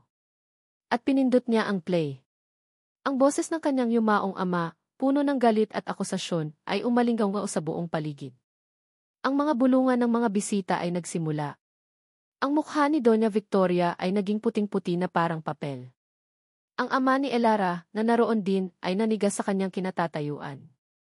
Ang bawat salita sa recording, ang mga shell corporations, ang pagnanakaw, ang pagbintang kay Ben Reyes, ay isang bomba na sumabog sa gitna ng kanilang perpektong mundo. Nang matapos ang tape, walang sinuman ang makapagsalita. Ang mga bisita ay nakatingin sa mga De La Vega at mga Sandoval na maihalong gulat at pagkamuhi. Naglakad si Marco patungo sa kanyang ina. Tumingin siya dito ng diretso sa mata, walang bahid ng pag-aalinlangan. Tapos na ang mga kasinungalingan ninyo, mariin niyang sabi, sapat na para marinig ng mga taong malapit sa kanila. Pagkatapos, humarap siya sa lahat. Mula ngayong gabi, deklara niya, ang kanyang boses ay puno ng kapangyarihan na hindi galing sa yaman, kundi sa katotohanan. Itinatakwil ko ang pangalang De La Vega.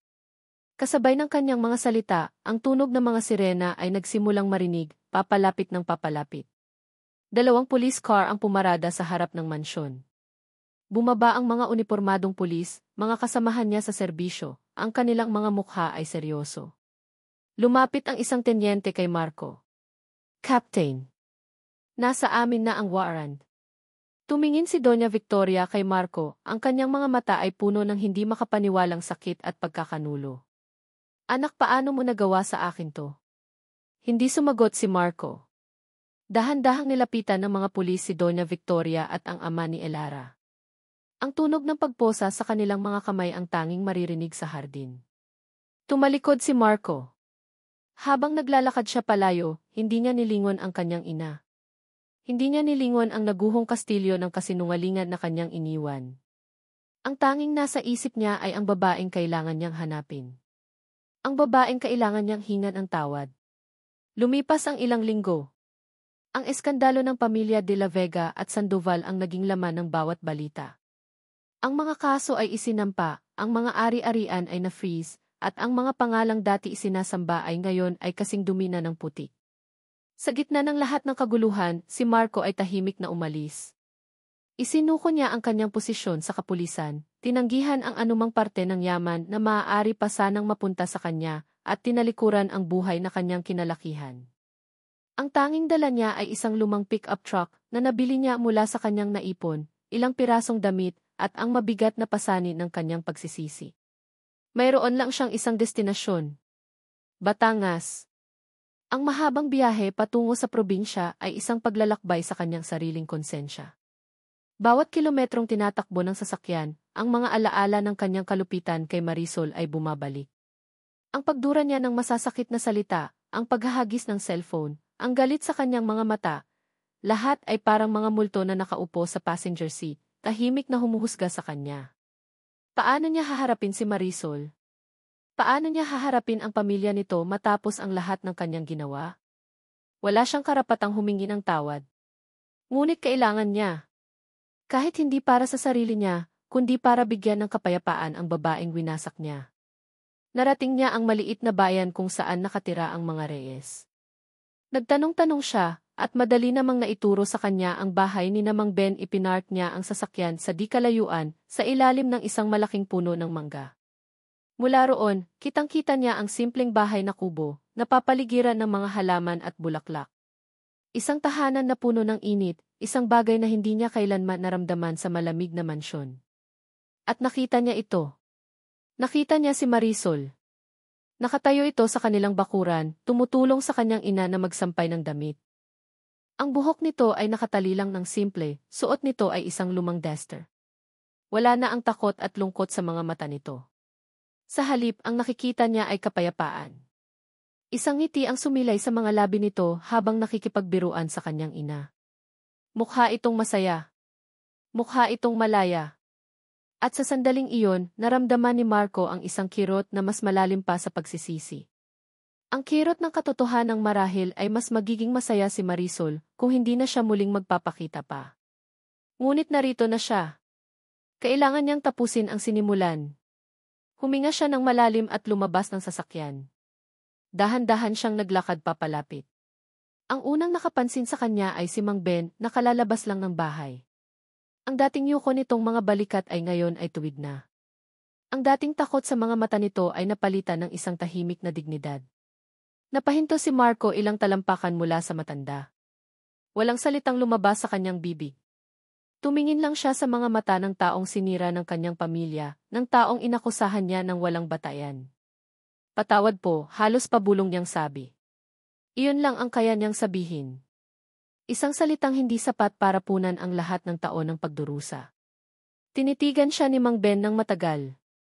Walang galit sa mga mata nito, tanging isang malalim na pag-unawa. Tumango lang ito ng marahan, isang kilos na mas mabigat pa kaysa sa anumang salita. Ang atensyon ng lahat ay napunta na sa kanya. Napalingon si Marisol. Ang ngiti sa mga labi nito ay naglaho, napalitan ng gulat. Ang mga mata nito ay nanatiling kalmado, pinagmamasdan siya, sinusuri, hinihintay ang kanyang susunod na gagawin. Naglakad siya papalapit kay Marisol. Bawat hakbang ay isang pakikipaglaban sa sarili niyang kahihiyan. Huminto siya sa harap nito. Marisol, panimula niya, ang boses ay magaspang. Tumingin siya sa mga mata nito, ipinapakita ang lahat ng sakit at pagsisisi na nararamdaman niya. Hindi siya humingi na bumalik ito sa kanya. Hindi siya humingi ng pangalawang pagkakataon. Patawarin mo ako, Marisol, sabi niya, ang bawat salita ay taos puso. Sa lahat ng sakit na idinulot ko. Sa bawat masasakit na salita. Sa hindi ko pagtitiwala sa iyo. Alam kong huli na ang lahat at hindi mo ako kailangang tanggapin. Gusto ko lang malaman mo na nagsisisi ako. Araw-araw. Hindi nagsalita si Marisol. Tinitigan lang siya nito ng matagal, ang kanyang mga mata ay parang isang malalim na dagat na sinusubukang basahin ang kanyang kaluluwa.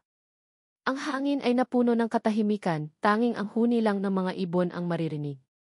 Pagkatapos ng tila isang walang hanggang sandali, tumingin ito sa malayo, sa asul na dagat na natatanaw mula sa kanilang lugar. Ang pagpapatawad ay hindi parang damit na isinusuot lang basta-basta. Marco, mahina nitong sabi, ang boses ay kalmado ngunit may bigat. Tumingin itong muli sa kanya. Kailangan mong patunayan yan. Hindi sa salita, kundi sa gawa. Ang mga salita ni Marisol ay naging isang hamon at isang pangako para kay Marco. Hindi siya umalis. Sa halip, nanatili siya. Umupa siya ng isang maliit na kwarto sa bayan, sapat lang para sa isang tao. At araw-araw, bumabalik siya sa bahay ng mga Reyes.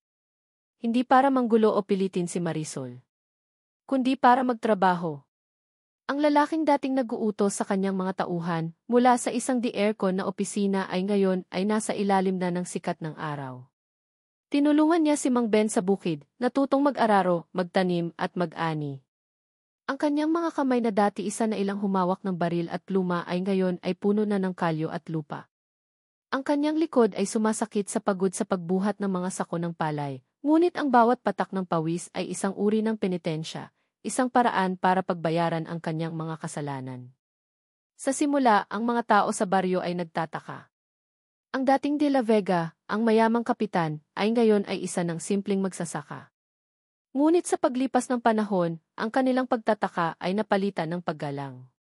Nakita nila ang kanyang sinseridad. Isang hapon, mayroong isang maliit na alitan sa pagitan ng dalawang mangingisda tungkol sa kanilang hangganan sa pangingisda. Ang usapan ay nag-iinit na at muntik nang mauwi sa suntukan. Lumapit si Marco, hindi bilang isang kapitan, kundi bilang isang tagapamagitan. Ginamit niya ang kanyang kaalaman sa batas at ang kanyang kakayahang kumausap ng tao para ayusin ang gulo. Sa loob ng isang oras, ang dalawang mangingisda ay nagkakamay na ang kanilang problema ay naresolba ng payapa. Pinanood siya ni Marisol mula sa malayo. Nakita niya ang pagbabago. Ang dating aroganting lalaki ay napalitan ng isang taong may pagpapakumbaba at malasakit sa kapwa. Ang pagpapatawad, na dati parang isang malayong bituin, ay unti-unti nang nagiging abot kamay. Kinagabihan, habang si Marco ay nag-aayos ng isang sirang bangka sa dalampasigan, dinalhan siya ni Marisol ng isang basong tubig. Tahimik niya itong tinanggap. "Salamat," sabi niya. Umupo si Marisol sa buhanginan, ilang talampakan ang layo mula sa kanya. Matagal silang hindi nagsalita, tanging ang tunog lang ng mga alon ang kanilang naririnig. "Napapagod ka na ba, Kapitan?" Basag ni Marisol sa katahimikan, isang bahagyang ngiti ang sumilay sa kanyang mga labi. Napangiti rin si Marco, isang tunay na ngiti na ngayon lang ulit nakita sa kanyang mukha. "Medyo. Pero mas pagod ako sa pagiging isang De La Vega." Tumingin siya sa dagat. Dito ako nakakahinga." Tumingin si Marisol sa kanya. "Bakit ka nanatili, Marco?" Tumingin si Marco sa mga mata nito, ang kanyang puso ay bukas at tapat. "Dahil dito ko gustong bumuo ng isang buhay. Isang simpleng buhay. At dahil umaasa ako na sa buhay na iyon kasama ka." Ang pag-amin na iyon ay hindi isang kahilingan, kundi isang pangarap. Isang pangarap na ipinagkakatiwala niya kay Marisol. Lumipas pa ang mga buwan. Ang pagiging magkaibigan ni Marco at Marisol ay dahan-dahang namulaklak muli, ngunit sa pagkakataong ito, ang pundasyon ay hindi na kasinungalingan at utos, kundi respeto at pag-unawa. Isang dapit hapon, isinama ni Marco si Marisol na mamangka. Sumakay sila sa maliit na bangkang siya mismo ang nag-ayos. Habang papalubog ang araw at ginagawang kulay ginto at kahel ang kalangitan, huminto sila sa gitna ng payapang dagat. "Marisol," sabi ni Marco, hinawakan nito ang kanyang kamay. Ang paghawak na iyon ay hindi na nagdudulot ng takot, kundi ng kapanatagan. "Wala na akong mansyon na maibibigay sa'yo. Wala na akong kayamanan. Wala na ang apelyido ko." Tumingin siya sa mga mata nito, ang kanyang kaluluwa ay hubad sa harap niya. "Wala na akong maibibigay sa'yo kundi ang puso ko. Ang pagmamahal ko. At ang pangakong gagawin ko ang lahat para maging karapat-dapat sa'yo araw-araw." Hinawakan ni Marisol ang kanyang kamay ng mas mahigpit. Ang mga luhang namuo sa kanyang mga mata ay hindi na luha ng sakit, kundi luha ng kaligayahan. "Iyon lang ang kailangan ko," sagot niya. Sa ilalim ng papalubog na araw, sa gitna ng dagat, ang kanilang mga labi ay nagtagpo. Isang halik na naghugas sa lahat ng sakit ng nakaraan. Isang halik na puno ng pangako ng isang bagong simula. Pinanood nila ang araw na tuluyang lumubog sa abot tanaw, ang kanilang mga kamay ay magkahawak, ang kanilang mga puso ay payapa. Ang kanilang hinaharap ay hindi na nakasulat sa mga dokumento ng yaman o sa mga pader ng isang mansyon, kundi sa walang hanggang pag-asa na dala ng bawat bagong umaga na haharapin nila ng magkasama. Sa lahat ng aming mga tagapakinig na walang sawang sumubaybay sa bawat kabanata ng alaala ng puso, mula sa dihi sa kaibuturan ng aking puso, maraming salamat. Ang pagsulat sa kwentong ito ay isang paglalakbay din para sa akin. Isang paglalakbay sa mundo ng sakit, ng pagpapatawad, at ng walang hanggang pag-asa. Bawat luha ni Marisol, bawat galit at pagsisisi ni Marco, ay naramdaman ko rin habang isinusulat ko ang kanilang mga tadhana. Nais kong ibahagi sa inyo ang isang kwento na magpapatunay na ang tunay na pag-ibig ay hindi nasusukat sa yaman o katayuan. Ito ay nasusukat sa lalim ng sakripisyo, sa tapang na harapin ang katotohanan, at sa kakayahang magpatawad hindi lang sa iba, kundi pati na rin sa ating mga sarili. Sana, ang paglalakbay ni na Marco at Marisol ay nag-iwan sa inyo ng isang aral na ang bawat isa sa atin, gaano man kabigat ang pinagdaanan, ay may karapatan sa isang bagong simula. Isang simula na binuo sa katotohanan at pagmamahal. Kung mayroong isang bagay na tumatak sa inyong puso mula sa kwentong ito, inaanyayahan ko kayong ibahagi ang inyong mga saloobin sa comment section. Nais kong marinig ang inyong mga boses. Hanggang sa ating susunod na kwento, lagi ninyong tatandaan na ang pag-ibig ay laging naghihintay, laging nagpapatawad, at laging nagbibigay pag-asa.